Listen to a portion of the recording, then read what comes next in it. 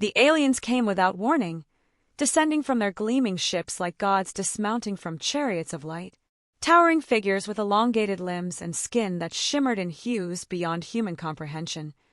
They exuded an aura of superiority.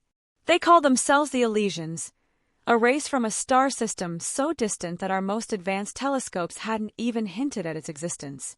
They came in peace, or so they claimed. Humanity, stunned but eager to avoid conflict, welcomed them with open arms. Leaders from every corner of the earth gathered to meet the visitors, marveling at their advanced technology. The Elysians' ships hovered effortlessly, defying gravity as if it were an afterthought. Their tools reshaped matter itself, and their voices carried an edge of condescension as they observed us. Primitive, one of them said, its voice lilting with what could only be described as amusement. Its eyes, or the feature resembling eyes, swept over the human delegation. You still rely on combustion for propulsion and chemical reactions for your weapons. Such rudimentary methods. A murmur spread among the humans, but no one dared to respond outright. It was undeniable. Our technology was a speck of dust compared to theirs. The Elysians offered a demonstration of their power, creating a translucent shield that wrapped around one of their smaller craft. It shimmered like a soap bubble but resisted every effort to breach it. Missiles, lasers, even experimental electromagnetic weapons, all of it bounced off harmlessly. You see, another Elysian said, smiling in a way that sent shivers down human spines. Your weapons are toys, relics of a barbaric past. The human delegation exchanged worried glances. General Carter, a grizzled veteran who had witnessed decades of human conflict, stepped forward. His sharp eyes, hardened by years of service, met the gaze of the Elysian leader. You underestimate us, Carter said, his voice steady. The Elysians laughed, a strange, echoing sound that felt like an entire galaxy mocking them. And what will you do, General? The Elysian leader asked. Fire one of your primitive bullets at us? The room fell silent as Carter held the leader's gaze. Yes, he said simply. Before anyone could protest, he reached for his sidearm, a standard-issue pistol that seemed laughably small against the backdrop of the Elysian's grandeur. He aimed at the shimmering shield around the Elysian craft and fired a single shot. The bullet struck the shield, and for a moment, nothing happened. The Elysians laughed again, their amusement now a chorus of scorn. But then, a ripple spread across the shield's surface, like a stone tossed into a calm pond. The laughter ceased. The ripple grew, cascading into waves of distortion that spread across the shield. With a sound like glass shattering, the barrier collapsed. The Elysian craft, now exposed, emitted a panicked hum as its systems flickered erratically. The Elysians stared in disbelief. Impossible, their leader hissed, their voice trembling for the first time. What have you done?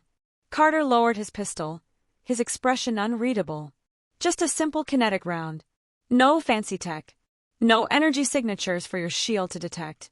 You're so advanced you forgot the basics.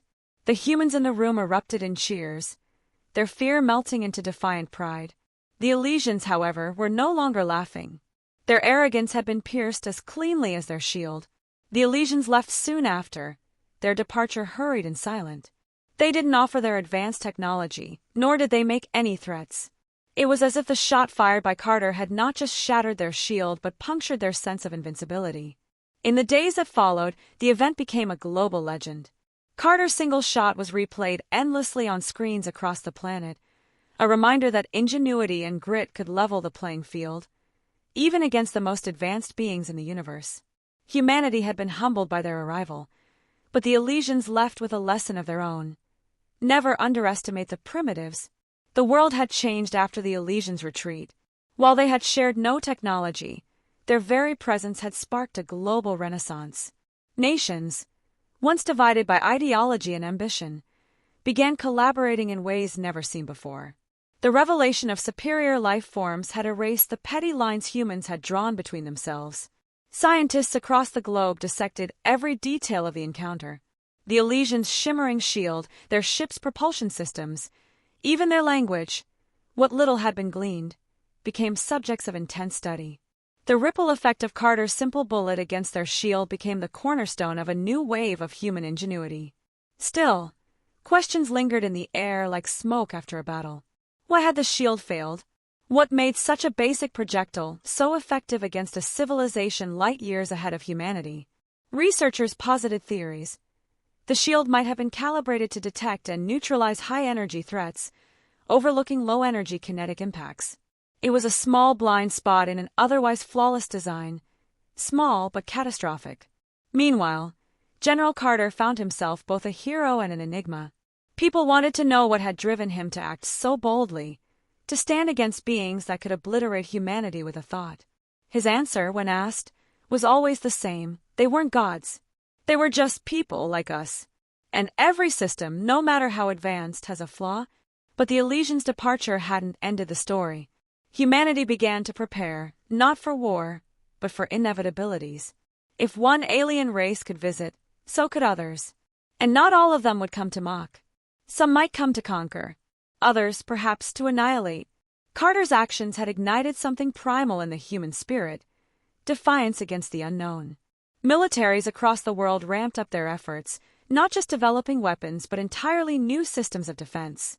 Scientists explored hybrid technologies, blending what they'd seen of the Elysians' capabilities with their own breakthroughs. Space agencies launched unprecedented numbers of missions, some carrying crews, others carrying satellites outfitted with experimental detection equipment. Humanity wasn't just looking outward. It was preparing to meet whatever might come. Months passed, then years. The Elysians did not return. Their absence, initially a relief, grew ominous. Why hadn't they come back? Was it shame, or something more sinister? Paranoia gripped some, while others insisted the aliens had learned their lesson and had no interest in conflict. But in the quiet moments, as Carter sat on his porch overlooking the Colorado Rockies, he wondered if they were truly gone. The Elysians' mockery had been their undoing, but their curiosity might yet bring them back. The bullet had spoken louder than any words ever could, but Carter knew that in the vast, cold void of space, there were countless civilizations, some that wouldn't mock, and others that wouldn't even stop to speak. The first sign of their return came quietly. It wasn't a fleet. Same. Instinct. Sometimes the old ways still work. But beneath his calm demeanor, Carter couldn't shake a lingering unease. The Elysians had retreated, yes, but it hadn't felt like fear. It was something else, something closer to contemplation. He wondered if humanity's unexpected resistance had planted a seed of curiosity, or worse, provocation. Months passed. Earth returned to its routine, but the shadow of the encounter lingered. Militaries worldwide began experimenting with weapons that combined old-fashioned simplicity with cutting-edge design. Railguns were modified to fire kinetic rounds at speeds unheard of before. Spacecraft were retrofitted with alloys designed to mimic the unpredictable, brute force nature of Carter's pistol. Humanity was preparing, not knowing if or when another encounter would come. One evening, Carter stood on the balcony of his modest home, staring at the night sky. The stars had always been a source of wonder, but now they felt more like sentinels, watching, waiting.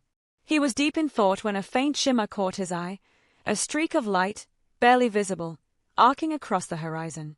A shooting star, perhaps, but something about it seemed deliberate. The next morning, news reports confirmed what Carter had suspected. An object had entered Earth's orbit, hovering silently above the atmosphere. It wasn't one of theirs. The Elysians were back. This time, they did not descend with grandeur. Their craft hung in the upper atmosphere like a distant moon, silent and unreadable. Attempts to communicate were met with a single repeating signal, a frequency that hummed with mathematical precision. Scientists worked frantically to decode it, and when they finally succeeded, the message was both simple and chilling. Demonstrate again. Panic rippled across the globe. Governments scrambled to interpret the message. Was it a challenge, a test, or something more sinister? Carter was summoned to an emergency council meeting, where the world's brightest minds debated the next move. We can't provoke them further, one scientist argued. We don't know their capabilities. This could be a trap, and doing nothing makes us look weak, countered a diplomat. They are waiting to see if we have the courage to stand our ground. Carter listened in silence, his gaze steady. When the room quieted, he stood. We didn't ask for this encounter, but we didn't run from it either. If they want another demonstration, we'll give them one. But on our terms. A plan was devised.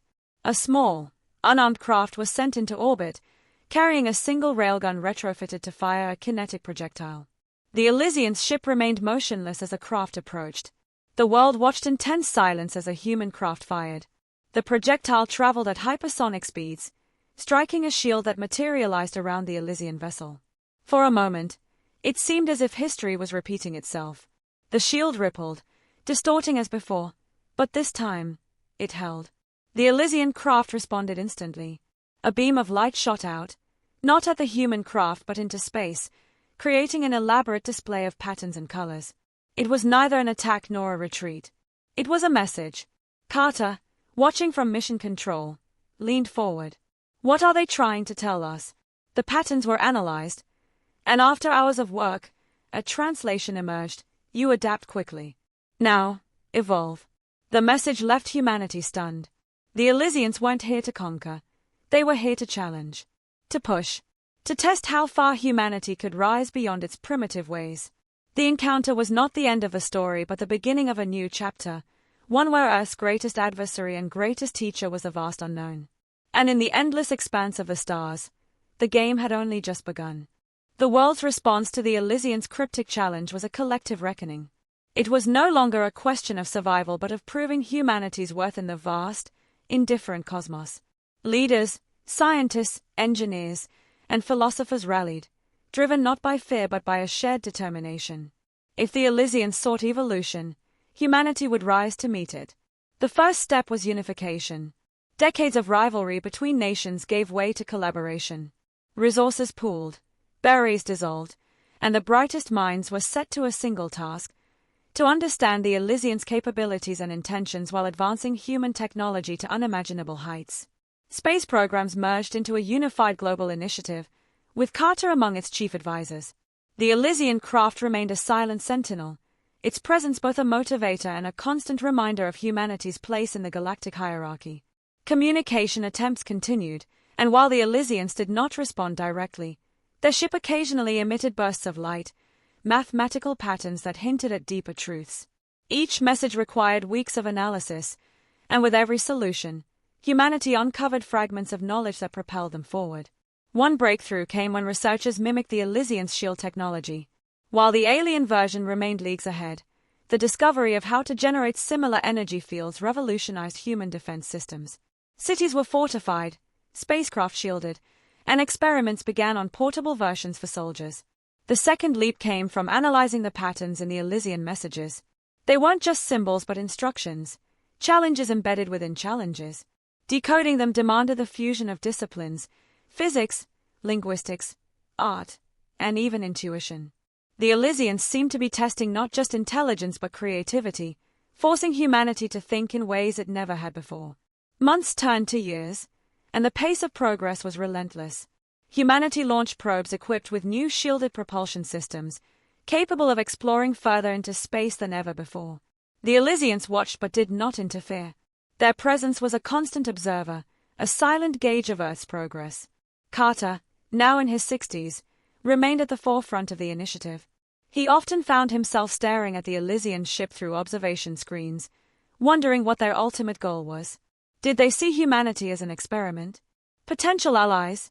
Or were they simply curious beings testing the limits of another species? One day, as Carter monitored a joint mission to Mars, the Elysian craft stirred. For the first time in years, it moved, descending closer to Earth's atmosphere. A wave of unease spread through command centers worldwide. Satellites tracked its every motion, while ground-based defenses prepared for the worst. But the Elysians did not attack. Instead, a single pod detached from their ship, glowing faintly as it descended. It landed in the Pacific Ocean, its impact gentle enough to avoid triggering a tsunami. Naval forces surrounded the site, and an international team was dispatched to investigate. The pod was seamless, its surface smooth and metallic, pulsating with faint energy. As the team approached, a panel slid open, revealing a hollow interior. Inside was a single object, a cube of translucent material filled with swirling light. Scans revealed it was not a weapon but something else entirely, an interface of sorts, designed for interaction. When the cube was brought to a secure facility, it activated. Patterns of light danced across its surface, forming shapes, symbols, and images. The Elysians were communicating again, but this time, their message was not a challenge, it was an invitation. The images showed distant star systems, structures beyond comprehension, and glimpses of other beings, some eerily familiar, others utterly alien. Embedded within the display were coordinates, pointing to a location far beyond Earth's solar system. Humanity stood at a crossroads. The Elysians had offered a path forward, a chance to leave the cradle of Earth and join the larger galactic community. But it was a path fraught with uncertainty, requiring courage, ingenuity, and the willingness to face the unknown. Carter, watching the display alongside the world's leaders, felt a weight settle over him. Humanity had come so far, but the journey ahead would be unlike anything they had faced. The Elysians had mocked their primitive ways, yet it was that very ingenuity, that stubborn persistence, that had brought them here. He took a deep breath and spoke to the gathered leaders. They've given us a door. It's up to us to decide if we step through. And so, humanity prepared to take its next great leap, not as individuals, not as nations, but as one species, united by the vast possibilities of the universe. The Elysians watched, their inscrutable gaze fixed on Earth, as the engines of humanity's first interstellar ship roared to life. The launch of the interstellar ship, named Vanguard, became a defining moment in human history. It was a culmination of years of collaboration, innovation, and sheer determination. The vessel was unlike anything ever built, an amalgamation of human ingenuity and insights gleaned from the Elysians' cryptic messages. Its hull shimmered with adaptive alloys, its engines harnessed fusion and gravitational manipulation, and its interior was a testament to humanity's hopes and fears, with every inch designed to withstand the unknown. The crew aboard Vanguard represented the best of Earth: scientists, engineers, explorers, diplomats, and even artists. Among them was General Carter, now retired from active duty but invited as an advisor. His presence was symbolic, a reminder of the moment humanity had stood its ground against the Elysians and won their respect. As Vanguard left Earth's orbit, millions watched from the surface, their eyes fixed on the sky. For weeks, the ship pushed toward the coordinates embedded in the Elysian cube, navigating through the dark expanse with precision. The journey was fraught with challenges: unexpected gravitational anomalies, energy surges from deep space, and the sheer psychological weight of venturing into the unknown. Yet the crew persevered. Finally they arrived. The coordinates led them to a region of space dominated by a massive structure, an array of colossal rings orbiting a pulsating star. The rings were impossibly large, their surfaces glowing with intricate patterns that seemed alive. Scans revealed no immediate threats, but the sheer scale of the construct was overwhelming. It was a gateway, a portal to somewhere else. As Vanguard approached, the ship's systems detected a signal, a series of tones and pulses that mirrored the patterns on the rings. The crew quickly deciphered it as a sequence of instructions. Following them, the ship aligned itself with the largest ring. Energy surged as the ring activated, creating a swirling vortex of light and matter. The crew braced themselves, and with a final confirmation, the ship entered. What lay beyond defied imagination. The ship emerged into a vast expanse unlike anything catalogued by human instruments. Stars burned in unfamiliar colors, their light refracted through crystalline structures that floated in the void.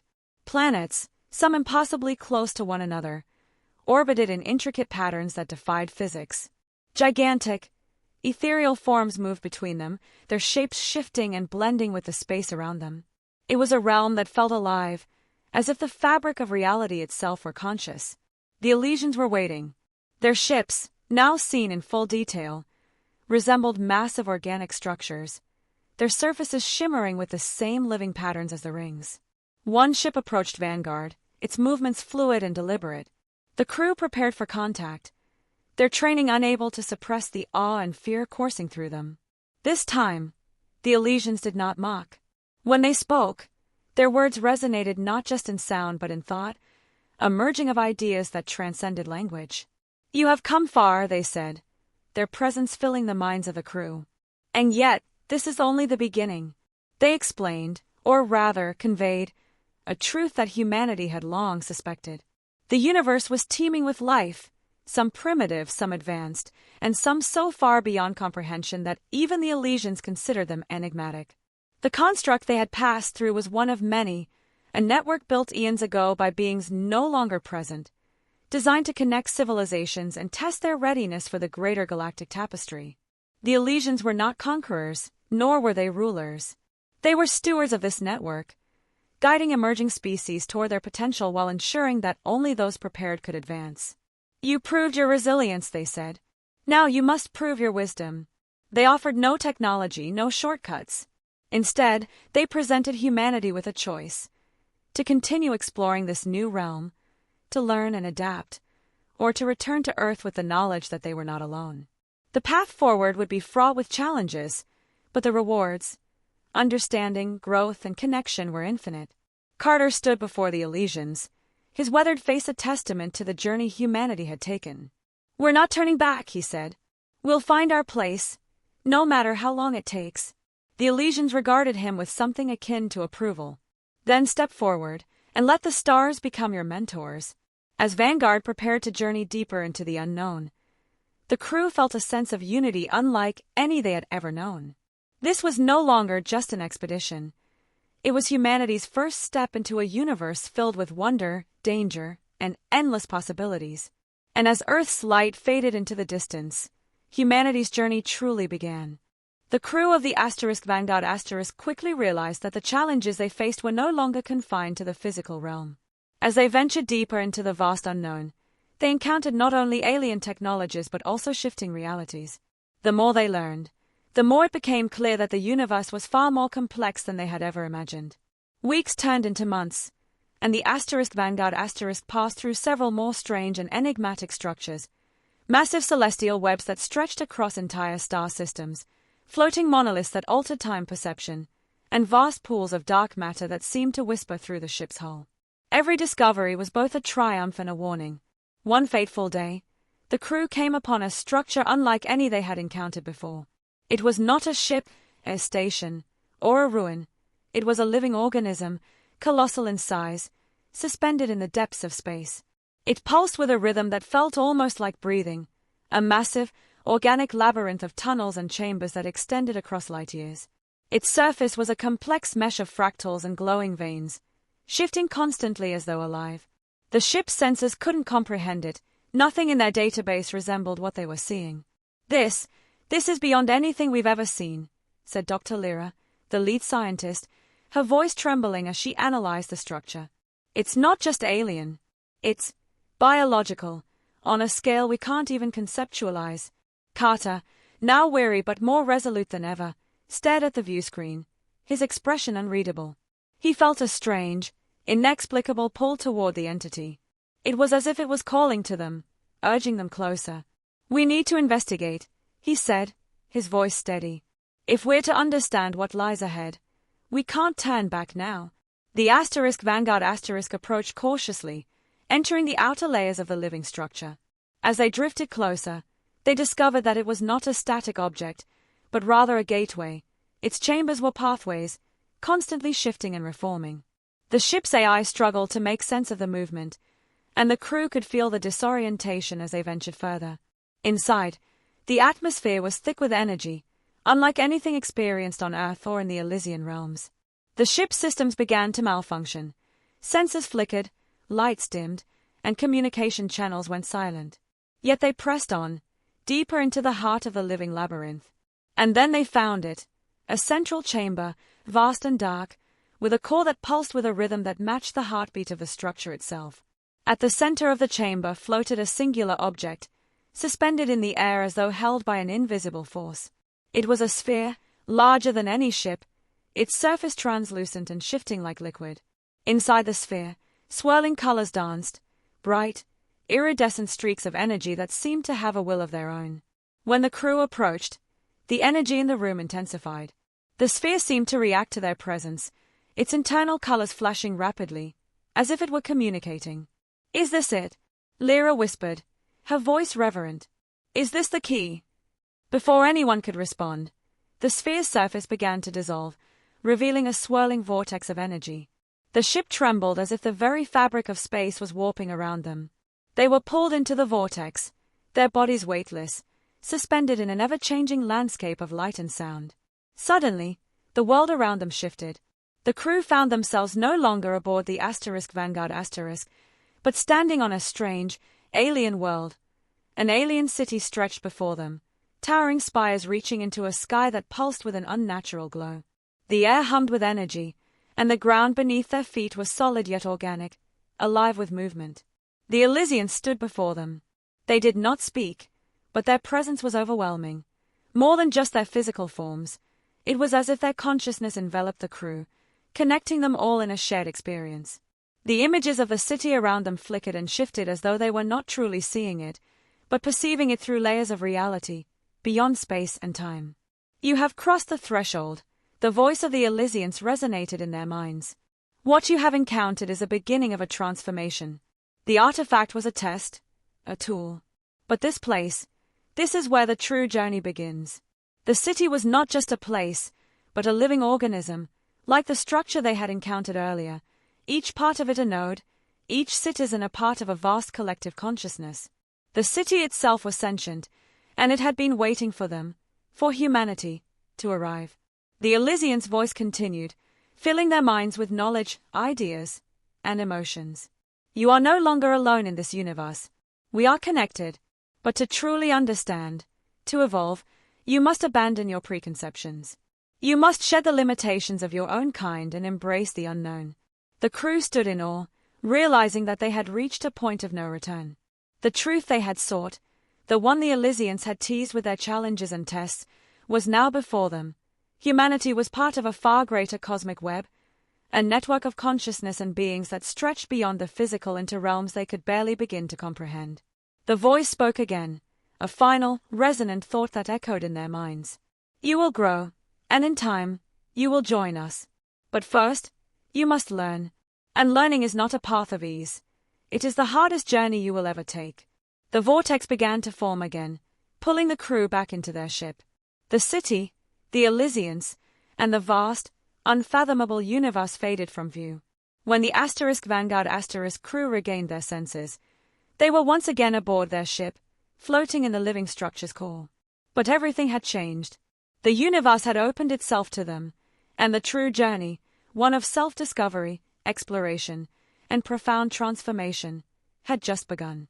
Carter stood at the helm, looking out at the stars.